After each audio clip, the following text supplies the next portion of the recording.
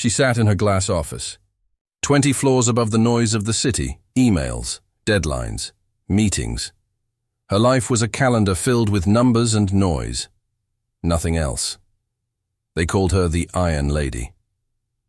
A woman who never smiled, never cried, never missed a deal. But that morning, something small broke through the perfection of her world. A letter. It was lying on her desk when she returned from a meeting. No stamp. No name on the front. Just 4 words written in a child's shaky handwriting. Please read till end. She frowned. Her assistant swore she hadn't seen anyone deliver it. No one entered the office except staff and clients. Still, the handwriting? Small, uneven, innocent. It didn't look like a prank. She almost tossed it aside. But something, a strange tug in her chest, made her stop. She slipped a finger under the paper's edge and opened it. The first line made her heart skip. Dear Madam, you don't know me. But my mom used to say you're her biggest inspiration. She froze. Inspiration? She had no idea who the writer was. She kept reading. My name is Ryan. I'm 9 years old. Mom said one day I should write to you when I need help. The air in the room suddenly felt heavier. A child. A boy. What could a 9-year-old possibly want from her? She tried to smile. The polite kind people wear when something unexpected happens.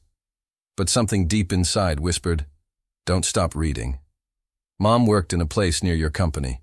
She always told me that strong people never give up. When she got sick, she said if anything ever happened, I should write this letter and find you. Her fingers trembled slightly. The words, if anything ever happened, lingered in her mind. She leaned back in her chair, eyes narrowing, throat tight. She didn't know this boy. She didn't remember any woman connected to him. Still, the handwriting, messy, uneven, made it feel painfully real. She kept reading. Mom said you're very smart, and that you understand how people fight battles that no one sees. She said you once gave a speech about how nothing in life comes easy. Her mind flashed back, 3 years ago, a charity event. She had given a speech about success, hard work, rising from struggle. There were hundreds of people there. Could the boy's mother have been in that crowd? She took a deep breath and continued. Mom said when I'm scared, I should write to you. So I am, because she's gone now. The next line blurred as her vision clouded. She blinked hard. Gone. She read again to make sure she hadn't misunderstood. She went to sleep last month and didn't wake up. The doctor said she tried very hard. I miss her. She told me to never cry too much because strong people keep promises. I promised her I'd be brave. Her chest tightened. She wasn't the kind of woman who cried. Not in years. But this letter, this voice of a little boy she'd never met, felt like it was piercing straight through her armor. She turned the paper over. There was more. I found this address in her notebook. I think she wanted me to show you something. I don't know why, but I trust her. There was a folded photograph attached. She hesitated before opening it. When she did, her world stopped for a moment. It was a picture of a woman. Standing in front of an old building, holding a small child, Ryan. The woman looked familiar. Not her face, but the eyes, the way she smiled. Something about that smile sparked an echo from years ago. She tried to place it. And then it hit her. 3 years ago. After that charity speech, a young mother had stopped her outside the hall. She'd said, Ma'am, your words gave me hope. I'll remember them every time I feel weak. She even took a selfie with her. Was this the same woman? She looked again at the photo. Yes, the same spark. The same quiet gratitude. And now, that woman was gone. She exhaled slowly. Feeling the walls of her office closing in, she placed the letter down carefully on the desk, as if it were made of glass. She couldn't explain why her hands were shaking. Why?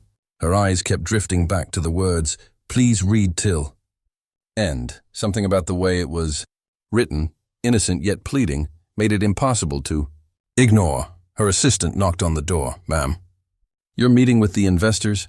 Cancel it, she said quietly. The assistant blinked. Shocked. She never canceled meetings. Ever.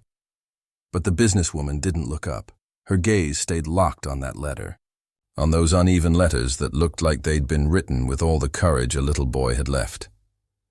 She whispered to herself, "Who are you, Ryan?" She went home early for the first time in months. The city lights blurred through her car window, but her mind was stuck on those words. Mom said you're her inspiration. When was the last time she inspired anyone? When was the last time she even felt something real?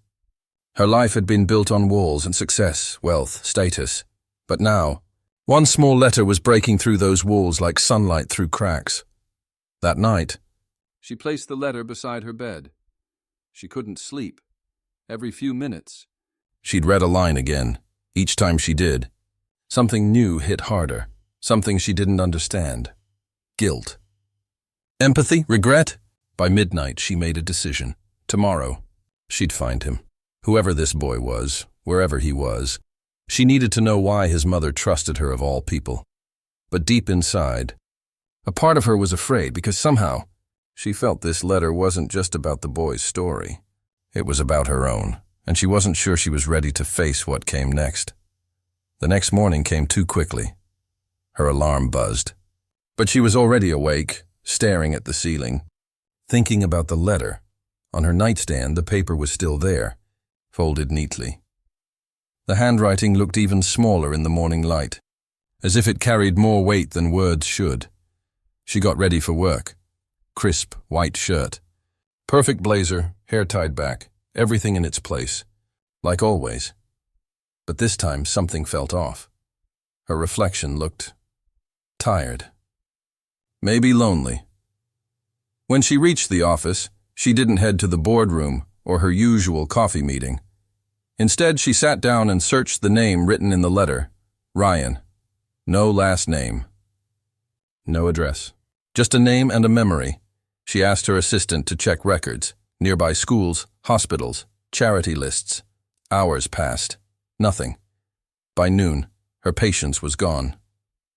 She hated not knowing things. That's what made her powerful, control. But this wasn't business. This was something else entirely. So she did something she hadn't done in years. She left the building. The city was loud, chaotic, alive, people rushing, horns blaring, street vendors calling out. But she walked through it all, clutching the letter inside her.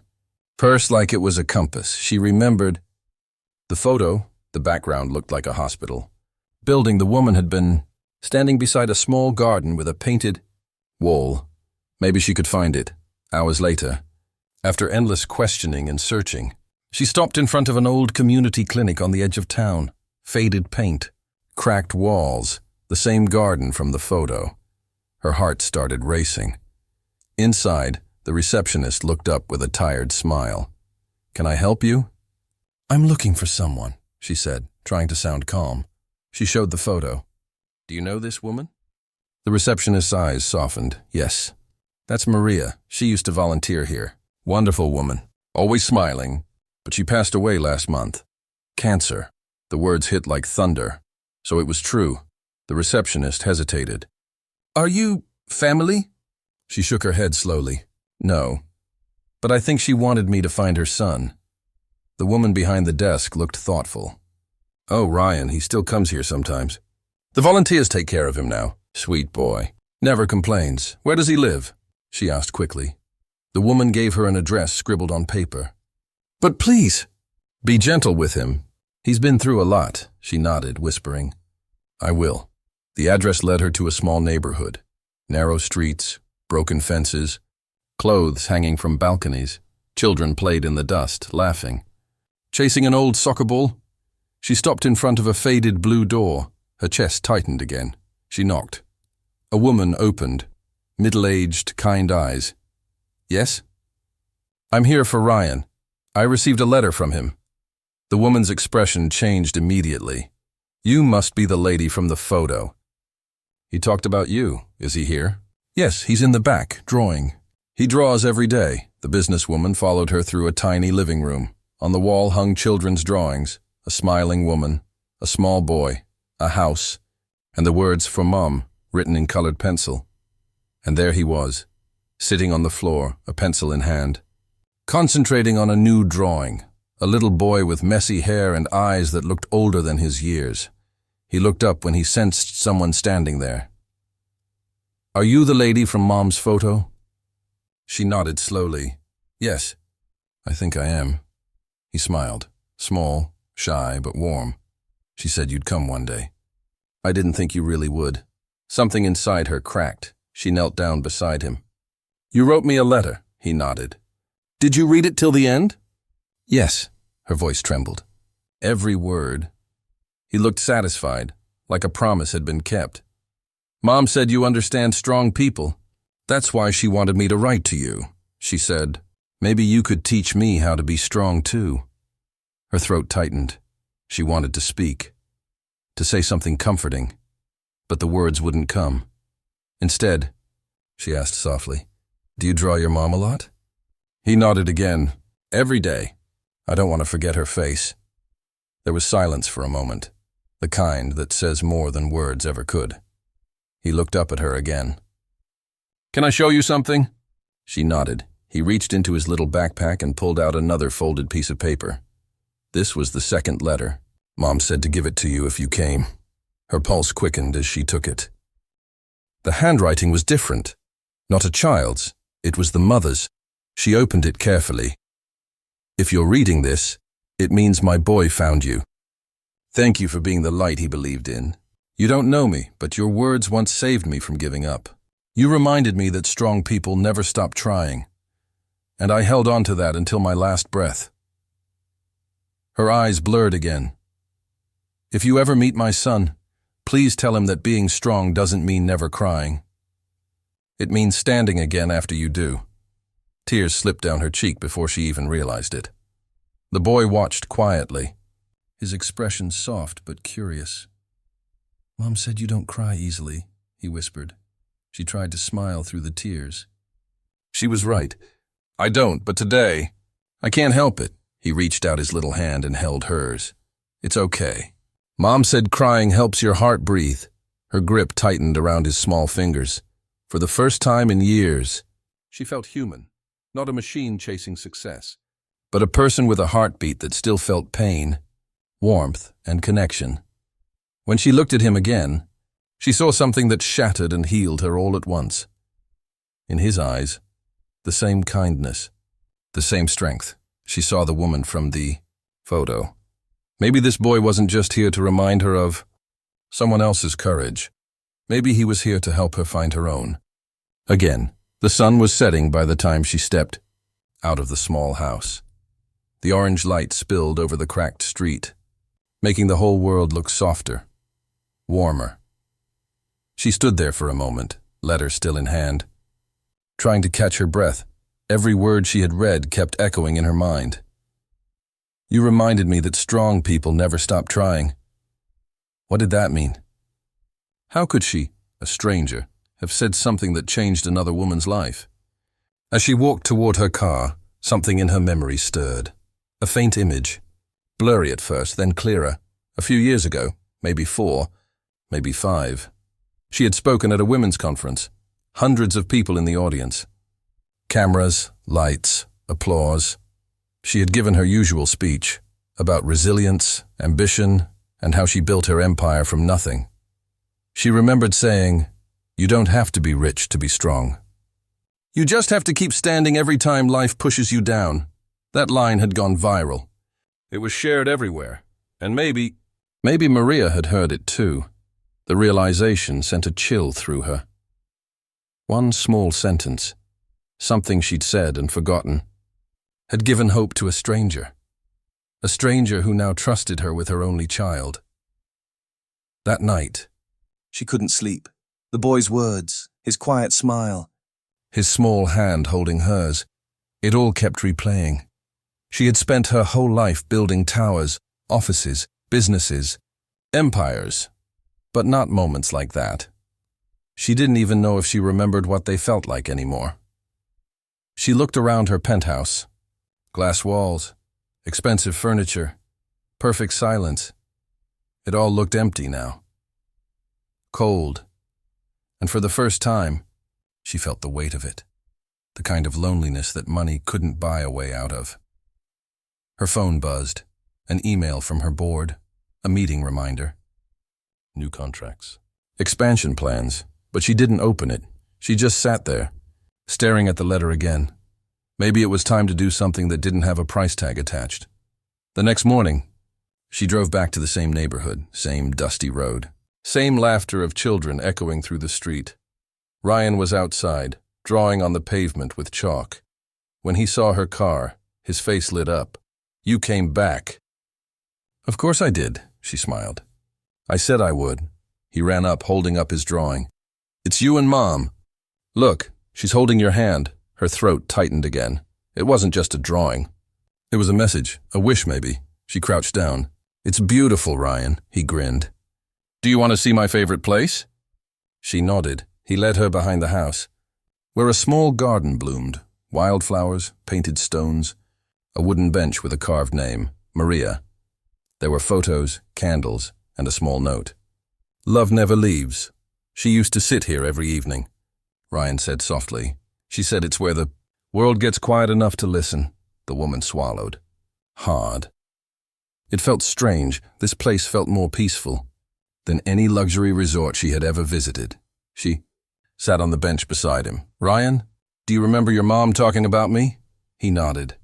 "She said when she felt sad she'd watch your videos. She said you talked like someone who's been through storms and still found the sun." Her chest ached at the words, because maybe, once, she had been that person, the one who believed in light after darkness. But somewhere along the way, she had stopped looking for the sun. Ryan kept talking about his school, his drawings, how the volunteers helped him with homework.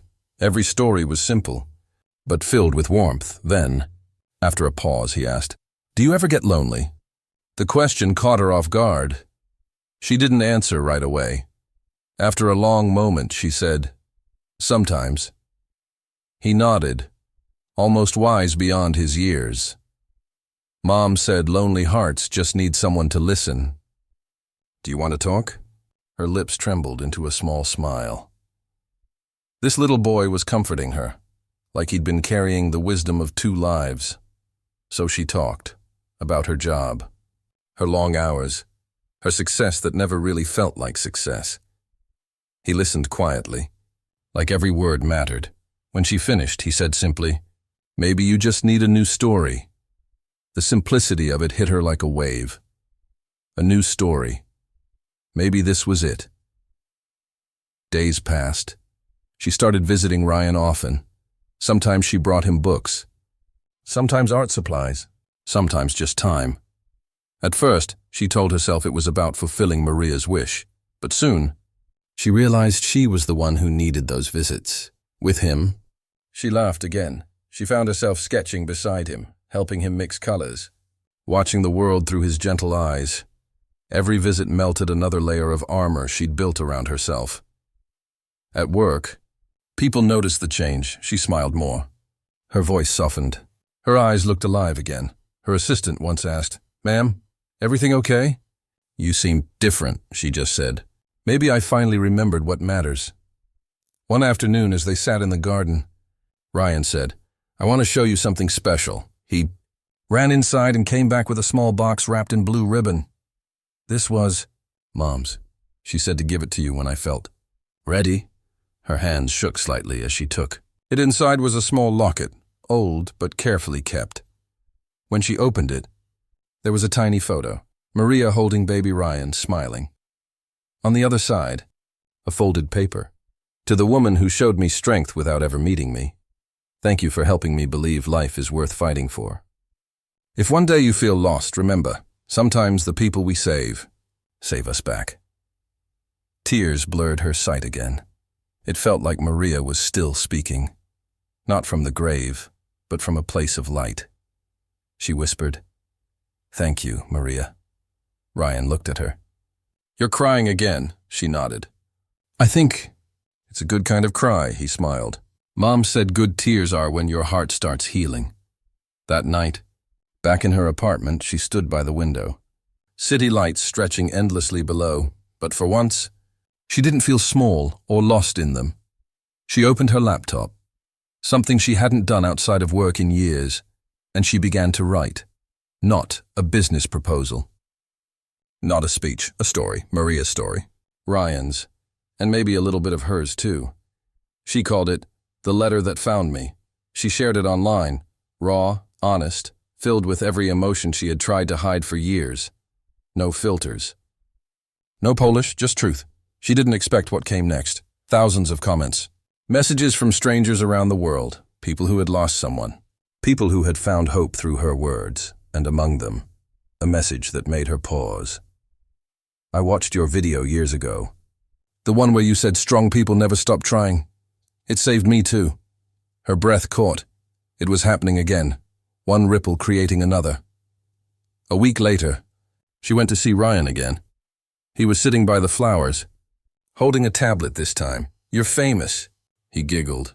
Everyone's talking about your story. She laughed softly. I didn't mean for that to happen. But Mom said the world needs stories that make people feel again, he replied.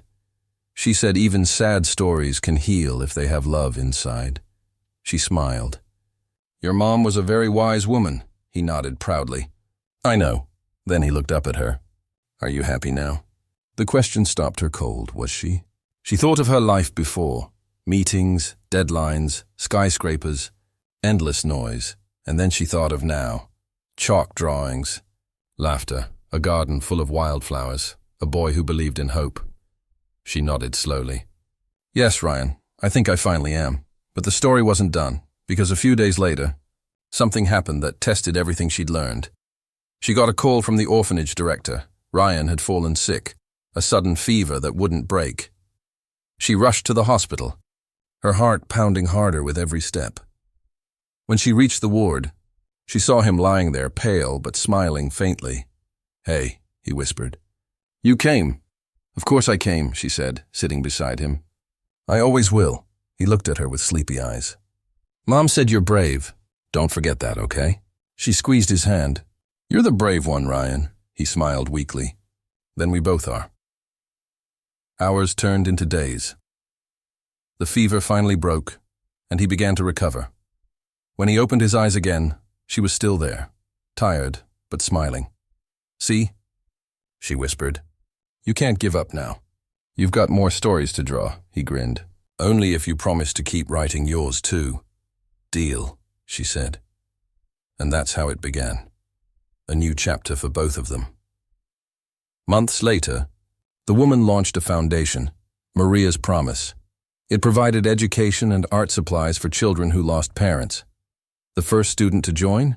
Ryan. He stood beside her at the opening ceremony, holding her hand as cameras flashed. When someone asked him how he felt, he said proudly, I'm happy. Because now other kids will know what it feels like when someone believes in you. The crowd went silent, and then broke into applause. She looked down at him, eyes glistening, and for a moment she could almost hear Maria's voice again. Sometimes the people we save us back. Later that night, after everyone left, she stood by the foundation's sign. The wind blew softly through the flowers planted nearby, and she whispered, We did it, Maria. Ryan tugged her sleeve. Come on, let's go home, she smiled. Home. A word that used to mean glass walls and silence.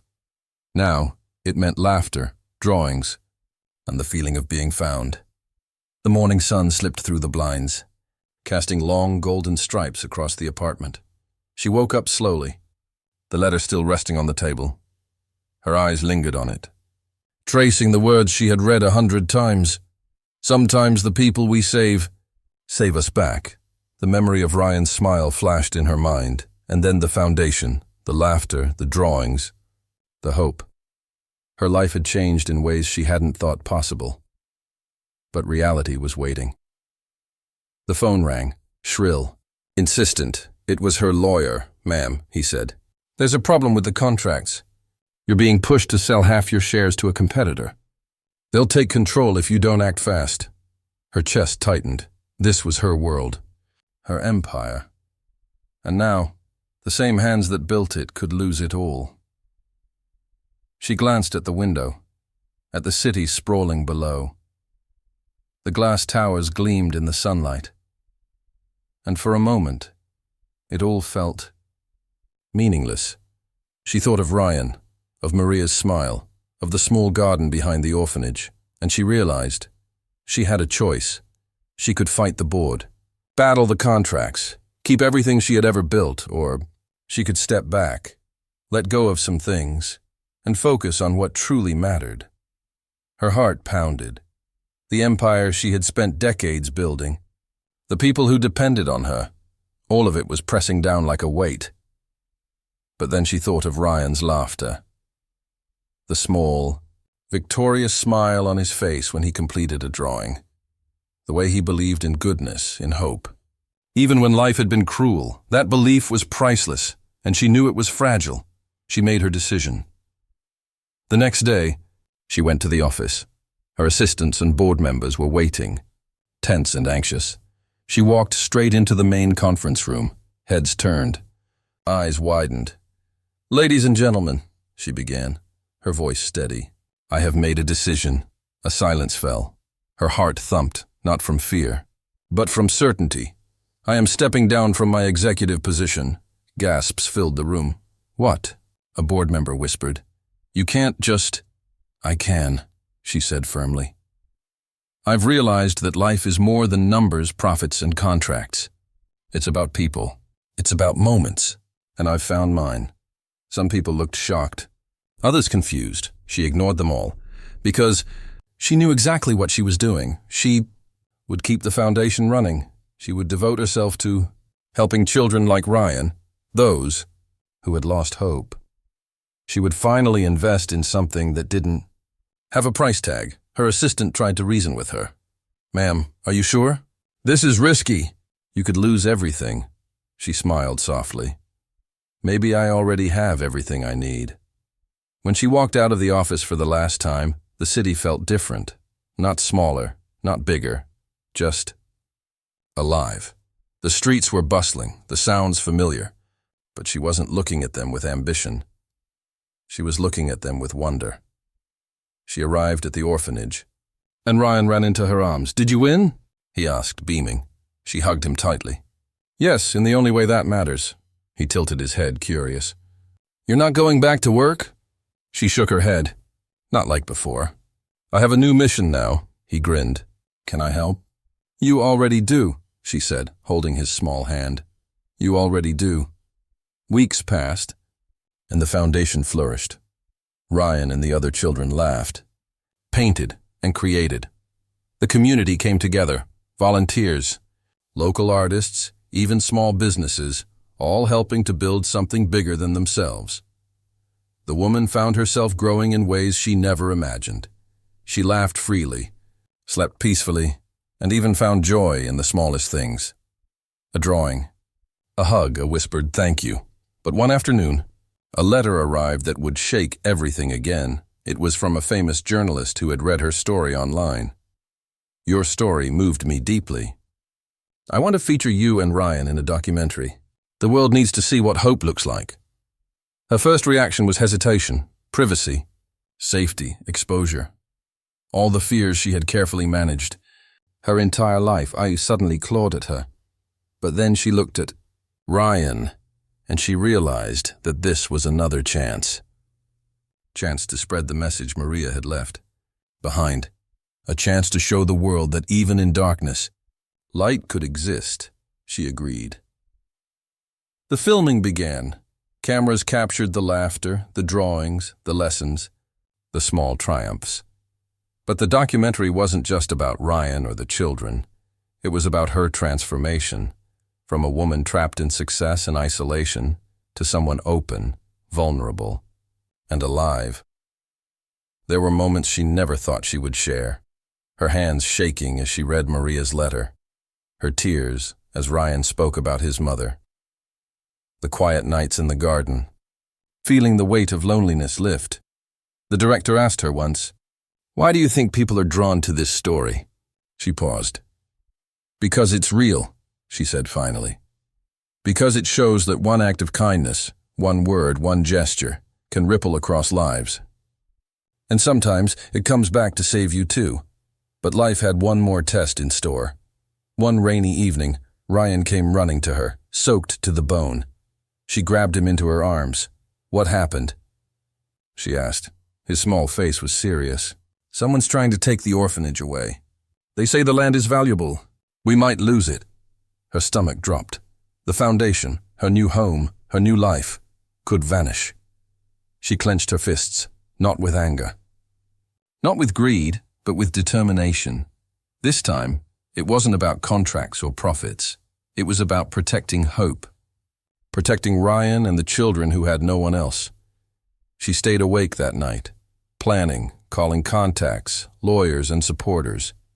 By morning, she had a strategy. A plan to fight legally, publicly, and with the community's support. She went to the orphanage the next day. "Don't worry, Ryan," she said. "We're going to save this place." He smiled, trusting her completely, "Just like you saved me?" "Yes," she said firmly, "and I'll do it again." The battle was intense. Meetings, hearings, negotiations. Every step was a test of her patience and resolve. But she had something she never had before. Community support, emotional intelligence, and a purpose bigger than herself. And slowly, victory came. The orphanage was safe, the land protected, the children's laughter untouched.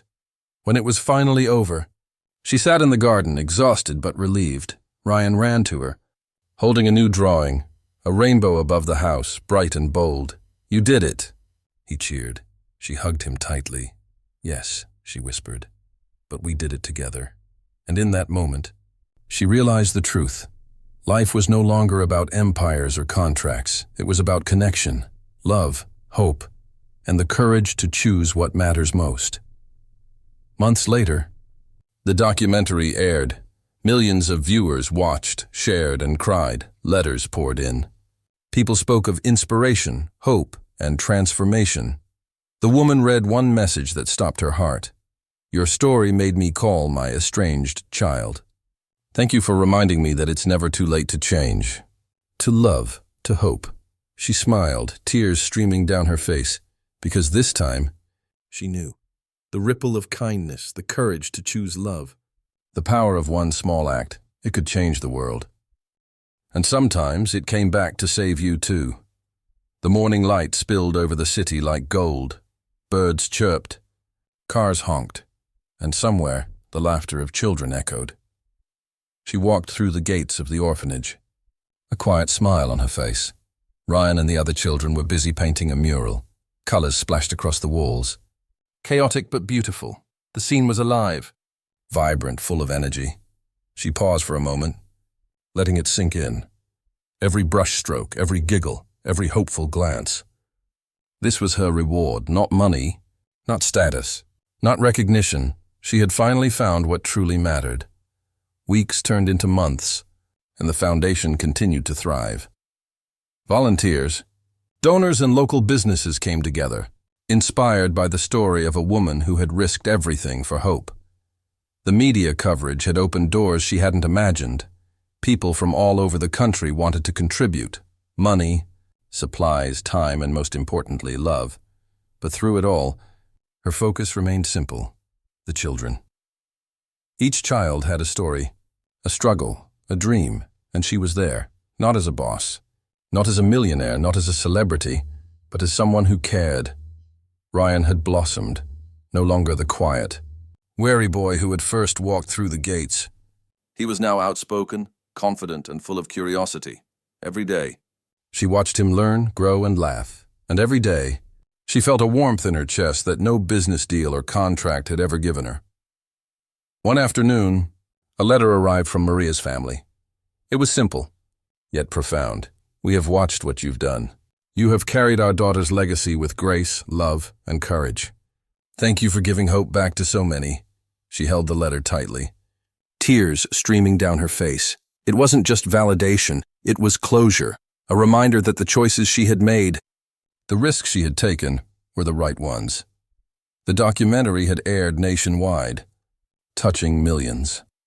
Messages flooded in, people reconnecting with family, donating to orphanages, volunteering, and spreading acts of kindness. She realized something important. The ripple effect of one act of love could change countless lives. The woman looked at Ryan, who was sitting cross-legged on the floor, coloring a drawing of a big sun. "Do you know what this is?" she asked. "It's hope," he said without hesitation. "Just like you said," she laughed, pulling him into a hug. Yes, exactly like that. In that moment, she understood the true power of her journey.